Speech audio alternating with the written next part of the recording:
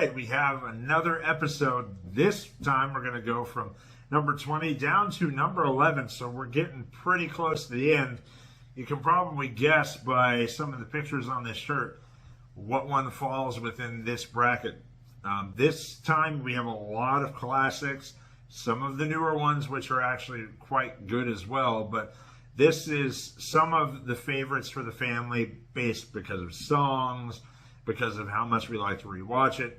These are some really fantastic films, and we'll go ahead and get right into it. Coming in at number 20, Pinocchio. This is why we ranked it at number 20.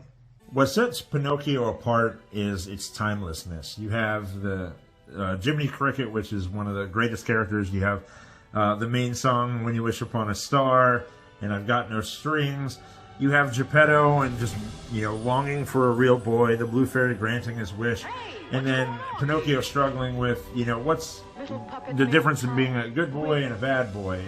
How do I choose right from wrong when you've got Stromboli out there and Honest John that kind of trick you, and then you have the devastation of Monstro and how scary that is. And, in the end, Pinocchio sacrificing his own life for his father is what put it over the top. When you do the right thing for the right reasons, as this movie shows, good things can happen to you, and that's why Pinocchio stands apart from a lot of the other Disney films. Coming in at number 19, Dumbo. This is why we ranked it number 19. Now, Dumbo's just one of those fun movies. You got great music, you got a flying elephant. The main character doesn't say a darn word, but it's classic. It's a story of, someone that everyone looks at as weird being able to do something extraordinary. When they do, everyone is like, wow, this is amazing. So Dumbo's great. My sister-in-law loves this movie and loves Dumbo because that's her favorite character of all time. I think we've all had moments in our life where we've had the pink elephants visit us, and having that sidekick to kind of push Dumbo along, and Timothy Q. Mouse always shows that, you got to have someone by your side that believes in you even when you don't believe in yourself, because honestly, the feather wasn't magic. The magic was in you the entire time. Coming in at number 18, The Hunchback of Notre Dame. This is why we ranked it number 18. The Hunchback of Notre Dame is one of those movies that not a lot of people have on their top of their list. However, this movie is so good for some of the amazing reasons. You have Quasimodo, who is this child that was thrown away at a young age due to the fact that he had a deformity, and Judge Claude Frollo murdered his mother there on the steps as she was trying to save him.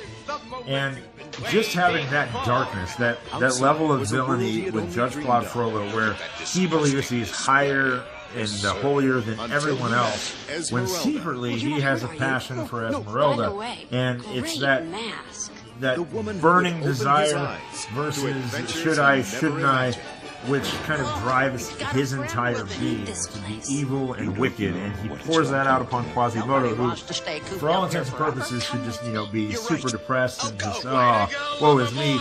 But Quasimodo is a lighthearted, lovable person that just wants to spend a day out there with all the people that he sees and how they enjoy life. He just wants life and love, and when he gets to experience the whole party on Topsy-Turvy Day, he's like, this is great, and then they turn on him. And that's where Judge Claude Frollo is like, hey, I told you this whole time, people are evil.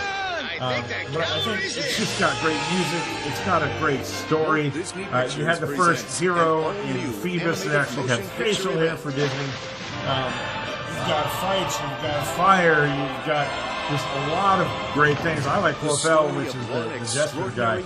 And altogether, this movie just came and surprised us with its humor, with its action, with its love and passion. It's a great story. Coming in at number 17, Cinderella. This is why we ranked it number 17. Cinderella is probably the quintessential princess story. You know, be kind to everyone that you possibly can, and good things will happen to you. Even if you happen to have an evil stepmother that's trying to hold you down and make your life nothing but sad. Cinderella teaches us that, you know, there are powers that be that can take care of us, with fairy godmother showing up and saying, hey, you're going to get your chance, let's go to that ball. And just seeing the cast of characters, we love Jacques, we love Gus Gus. I love the king and his pompous windbag assistant.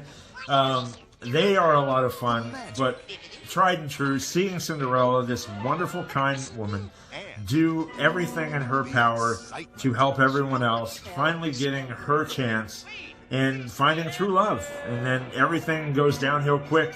She loses the slipper, stepmother finds out, destroys the shoe. I mean, it's a tale as old as time. And in the long run, that's why we love Cinderella so much, because it shows you that, you know, good can triumph over evil. Great things can happen to those who are kind to others. And the cast of characters they put together to tell this story is just a lot of fun. Coming in at number 16, Wreck-It Ralph. This is why we ranked it at number 16. I know what you're probably saying. Wreck-It Ralph this high? Really? Are you kidding? Over some of the other classic Disney movies? And I'm here to tell you, yes. I love when Disney can come up with an original story. And that's what they did with this. They took the 1980s, going to the arcades, and gave us a different turn on it. What happens when the arcade shuts down at nighttime? Well, all the people in the arcade, all the characters, you know, live a normal life. They go to tappers, they have a drink on the house, they talk to each other. The bad guys go to like a AAA bad guy meeting, and they, you know, talk about why they are bad guys. And, you know, it's not bad to be a bad guy. Because you're a bad guy doesn't mean that you are a bad guy. The characters here are great. You love Wreck-It Ralph. You love his goofballness and just the ability that he wants to be a good guy. You love Fix-It Felix, who is just this, oh, gee, Willikers kind of guy. And he truly means well. And the fact that he falls in love with his complete opposite is just crazy. And then you got Vanellope and the like Mario Kart-esque Sugar Rush. That is amazing. All of us watching this movie said, man, I want to play that as a video game. And it was just great. I love how Disney took some actual video games like Mario Kart, like Rampage, and like Call of Duty, and said, you know, let's make it our own. Let's show what happens when one character from a game goes to another game. And it was a lot of fun, a lot of excitement. I enjoyed how, you know, subtly they said who the villain was with Turbo early on, and then you never knew, oh, hey, guess what? He's actually King Candy, and he took over the one game because he wants to continue being the best racer of all time. Just love all this. I know it didn't have a lot of music. It did have Rihanna's Shut Up and Drive. Love that, because Rihanna's a heck of a singer. But this movie was just great on all fronts. It's fun, action-packed, great story.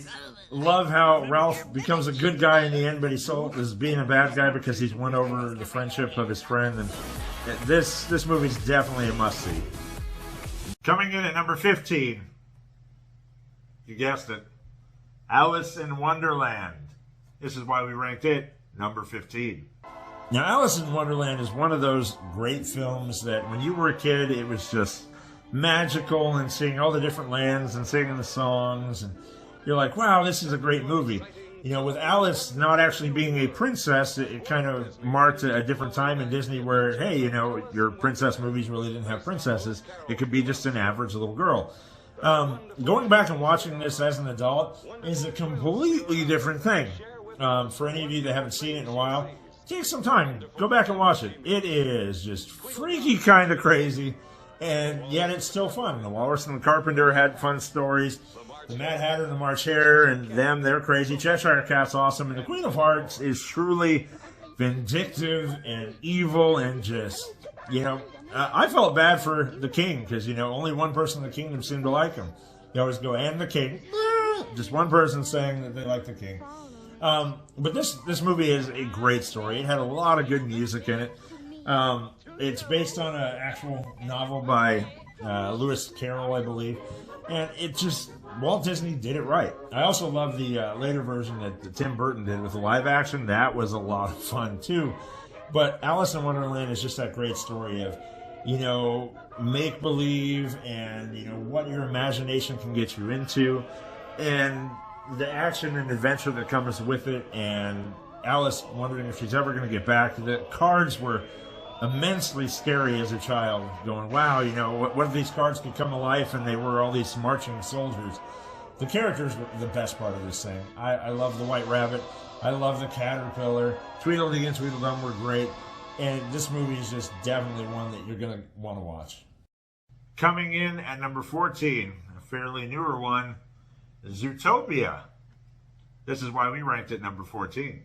Zootopia. Disney makes it a point to create something different in Zootopia. Having a world that is totally run by animals, all different kinds, and coming together was so fun. I know when the boys saw this the trailer for the first time, they said, wow, this is going to be great. It's a movie with tons of animals. And they were little kids, and they were like, oh man, think of all the toys that are going to come out. I love what Disney did here. Disney said, you know what, we're going to create a story. We're going to have, you know, where prey and predators are all together, but we're going to have the complete opposite. We're going to have a little bunny who want to be a cop, which is not a profession that you would think a bunny would do. And she wants to go out and make a better world, and she just happens to fall into a case that has predators going wild, and, you know, having the good cop, bad cop routine of her and Nick Wilde, who is, you know, a criminal because he's done trying. He tried to be a good guy a long time ago, and people didn't see him for what he was. I love seeing his redemption. I love Judy actually relying on him relying on her, and they actually have a budding friendship there. I love that. I love the fact that he brings her to the DMV, and it's all sloths, because we can all attest that it takes forever to get anything done in the DMV, so it made perfect sense to have a sloth there. And having the Naturalist Society was hilarious as well. Having that yak go, whoa, what's up, Nandi? And he actually remembers everything. That was great. And I love the Godfather coming back with Mr. Big being a elephant shrew with all the polar bears. This movie just had a lot of humor. It had the one fantastic song that once you hear it gets stuck in your head, so I'm not going to sing it. But the story was great. Having the lamb in the end be the actual villain was great. Using rams to be kind of the muscle behind the lamb. I thought it was great. We really enjoyed this movie. I know Shanghai Disney is putting a Zootopia land together, and I've heard rumors that Animal Kingdom is going to tear down parts of the Dinosaur Land area and possibly Zootopia land there. So I'm looking forward to it. Zootopia is one of our favorite movies. We can watch it again and again. A lot of times when we go on car trips, kids get to pick a DVD, and Zootopia is usually one of the ones that they pick to, you know, kill a 2-hour car ride. Coming in at number 13, Peter Pan. This is why we ranked it number 13. Want to talk timeless movies? Let's talk about Peter Pan, the boy who never grew up. This tale is just great, you know, having a kid that never wanted to grow up, so he ran away from it, went to Neverland, ruled the Lost Boys, who also didn't have mothers, and, you know, got to take on pirates. You know, what every little kid, when they grow up, says, you know what, I want to take on pirates one day, and Peter Pan actually got to do that. Captain Hook is one of those fantastic villains that you love him, and you have, you know, he's a villain, so you gotta hate him, but you gotta love Captain Hook. I mean, we got to see Captain Hook on the cruise ship recently, and he's always fun. He's just a great gentleman, and he's always like, yes, and he was like, come on, crowd, let's get into it. You love Captain Hook. You love TikTok Croc. Smee, it's like, poor Smee, he always gets, you know, the short end of the stick there, but this action, the adventure, the fun of it, and the songs. Don't get me started on Tinkerbell. Tinkerbell is quite strong in her own right. The fact that she is that size and she can just pack a punch, and her true love for Peter Pan. I mean, it's great. And this story is one that can be retold over and over again with Robin Williams and Hook and a lot of other different versions. This is one that can be told for years to come and still give you those great feelings. Coming in at number 12, Walt's original, Snow White and the Seven Dwarfs. This is why we ranked it number 12. Snow White and the Seven Dwarfs was Walt's first, and it was masterfully done. Telling the story of young maiden who, the evil queen's, I think it's her stepmother, wants to be the most beautiful in all the land, so she plots to kill her, and because she's so kind, the huntsman can't kill her, and she happens upon this wonderful little cottage in the woods filled with 7 little men that are just fantastic and caring for her. I love how all of them are named about different feelings and actions: grumpy, dopey. You know, I understand Doc is not really an adjective, but, you know, you had to have one leader. He's the one who runs them all. It's a great story. The music is beautiful. The story is great. It's frightening. The evil queen, the way she turns into the hag, and then she goes after her with a poison apple, and you're like, oh no! And then, you know, here's a fun trivia. What is the prince's name? Those diehard ones know it's Prince Florian, but this is just a great movie. It's not in the top 10. There are some better than this, but this was Walt's first, and so it will always have a special place in our hearts as many others. And the last one for this episode, coming in at number 11, Tangled. This is why we ranked it number 11. And the last one for this episode, Tangled is one of those that we've known the story of Rapunzel for a long time, or so we thought. We knew Rapunzel, let down your hair. But we never knew the backstory of it, and Disney had a great take on this, you know, having the sun drop actually drop magical powers onto a flower, and that flower, you know, get taken and used for Rapunzel's mother because she was sick, and now the baby has the magical hair, and the evil Mother Gothel steals her away to this tower, so now you know why she's in the tower. The story is just great, you know, this wonderful girl who's been captured this whole time, not knowing that she's been captured, thinking that the only person that she's known, her mother, has been taking care of her all of this time, and, you know, just developing who she is. Her little friend Pascal, which is just great. He reminds me a lot of our lizard Fig. It's just a great story, and seeing the rogue Flynn Rider come up there and befriend her because she knows he is her only chance to go see the floating lights. That adventure was great. The music is beautiful in this movie. It really is. I love the Snuggly Duckling. I love all of those crazy guys, and how they just love on Rapunzel, and they're like, this is great, and they come in to save the day, and at the very end you get to see Flynn Rider's death, which is like really sad, but he told us about it in the beginning. I just love how this story comes together. I love how Rapunzel gets to go back with her family, and I love how Mother Gothel gets her comeuppance because she was just mean. And there you have it. That's the 10 for this episode. As you can see, a lot of great movies in there. Some of our family's favorites. Some really great stories, really great songs, really great villains and heroes. So we really love those. But I'm anxious to get into the final 10. If you've been keeping track, you kind of know what the 10 are. But you're going to find out where they rank amongst us from 10 all the way down to 1.